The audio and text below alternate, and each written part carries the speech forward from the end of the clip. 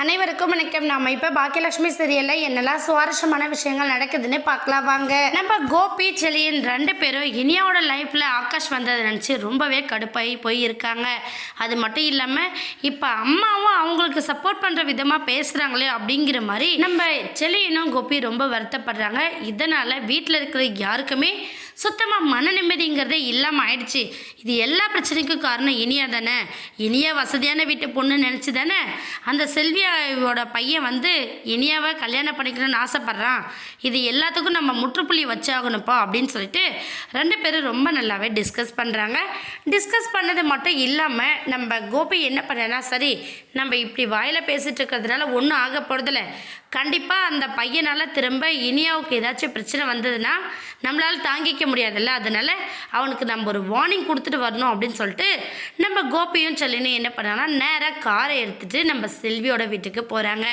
செல்வியோட வீட்டு முன்னாடி போயிட்டு நின்று நம்ம கோபி ஒரு பக்கம் டே ஆகாஷ் எங்கடா இருக்க வெளியே வாடா அப்படிங்கிற மாதிரி நம்ம கோபியும் செல்லினும் கத்த உள்ளே இருந்து நம்ம ஆகாஷ் வராங்க. அண்ணா அப்படின்னு சொல்லிட்டு நம்ம செல்லின் மேலே ஒரு கேரிங்கோட கூட்டிகிட்டு வெளியில் வராரு. இதனால் கடுப்பான நம்ம கோபி என்ன பண்ணனா, இங்கே பாருடா, இன்னொரு தடவை இனியாவுக்கு ஒரு மெசேஜ் பண்ணுறதோ இல்லை இனியாவை பார்க்கணும் பேசணும்னு ஏதாச்சும் நினச்சின்னு வச்சுக்கோயேன், உன்னை சும்மாவே விட மாட்டோம் அப்படின்னு சொல்லிட்டு நம்ம கோபி வந்து வார்னிங் கொடுக்குறாரு.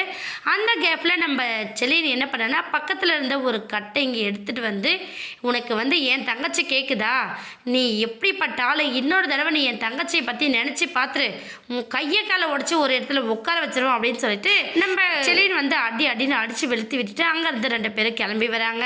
இன்னொரு பக்கம் நம்ம செல்விக்கு தான் பிள்ளைக்கு இந்த மாதிரி ஒரு கஷ்டம் நேர்ந்திருக்கு அப்படிங்கிறது தெரியவே இல்லை. காரணம் நம்ம செல்வி என்னடனா அக்காக்கிட்ட போய் மன்னிப்பு கேட்டே ஆகணும். வீட்டுக்கு போகணுன்னா கண்டிப்பாக ஈஸ்வரி அம்மா மற்றவங்க யாருமே நம்மளை அலோவ் பண்ண மாட்டாங்க. அக்காவோட ரெஸ்டாரண்ட்டில் போய் நம்ம பார்த்து பேசிட்டு வரலாம் அப்படின்னு சொல்லிட்டு நம்ம செல்வி வந்து அங்கே கிளம்பி போய்கிட்டு இருக்காங்க. ஆனால் அவங்க போயிட்டு வரத்துக்குள்ளே தான் புள்ள ரொம்ப படாத பாடுபட்டு ஒரு இடத்துல படுத்து கிடக்கிற அளவுக்கு நம்ம கோபி சாரும் செல்லினும் பண்ணிட்டாங்க அப்படிங்கிற விஷயம் கூடி சீக்கிரம் நம்ம செல்வி தெரிஞ்சுக்க போகிறாங்க. வெயிட் பண்ணி பார்க்கலாம். இந்த வீடியோ உங்களுக்கு பிடிச்சிருந்தா மறக்காமல் நம்ம சேனலை சப்ஸ்கிரைப் பண்ணுங்கள். தேங்க்யூ.